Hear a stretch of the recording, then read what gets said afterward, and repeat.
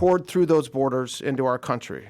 Former Acting ICE Director Jonathan Fahey joins us now. The key thing that Todd Blanche said there was none of them should have been in the country in the first place. Yeah, it's amazing, and it's almost worse than what he said, because he talked about the open border. But remember, the Biden administration was bringing in 30,000 a month from Haiti, Venezuela, Nicaragua, and Cuba, and they were flying them in or allowing them to fly in. So they're basically reaching out, bringing these people in the community, and now we have crimes. These were just 8 people, but they've arrested, I believe, 350 members of Tren de Aragua just in recent months. So they brought in gang members, and Americans were victimized because of it. The fact that they've arrested that many in recent months means that they were pretty much living freely here during the Biden administration.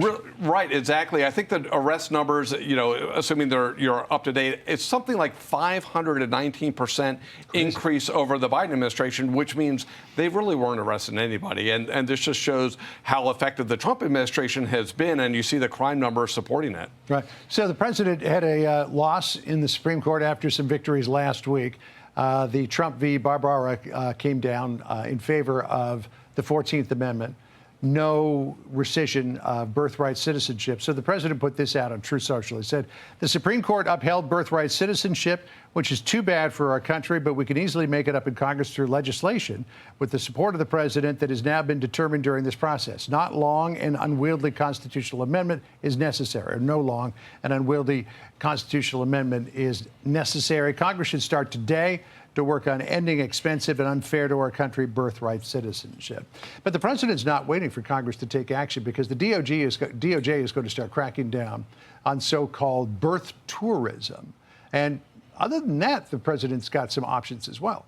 Yeah, I think that's a really smart thing that he's doing, and also making it known, because it's a great deterrent. So much of what you have to do in law enforcement is deter the crime, not just catch the person after the fact. So he has that. He has things like visa fraud that they can aggressively prosecute, and they can go to Congress for things like let's get increased penalties for birth tourism and other types of visa fraud to deter it. And you also can put visa restrictions on people from certain countries if this is a problem from certain countries, or if make sure people aren't coming here 8 and 9 months pregnant, because all of these things can at least reduce the problem. But he's right. This is a major problem that needs to be addressed constitutionally as well as legislatively. I mean, just the fact that so many fewer people, I think 1/20th the number of people are coming across the border now illegally than were coming during the Biden administration, is going to reduce that, too.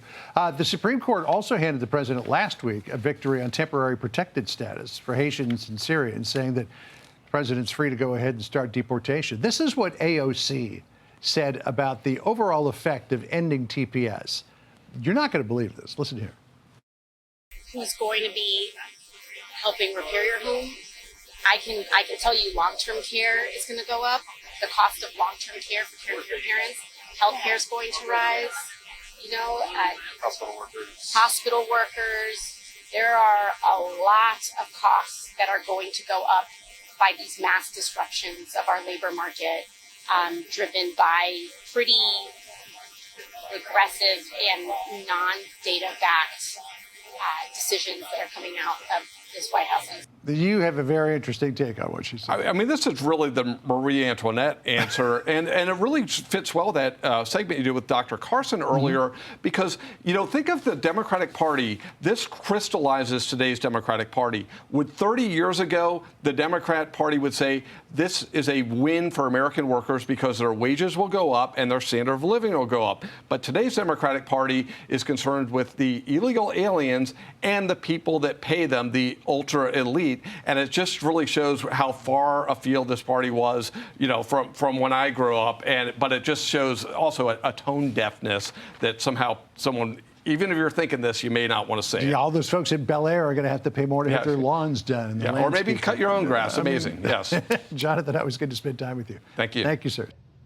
All right, thanks for watching. Check out my new podcast, Hanging Out with Me, Sean Hannity. The big interviews, the debates you won't get anywhere else. Like and subscribe for new episodes every Tuesday and Thursday.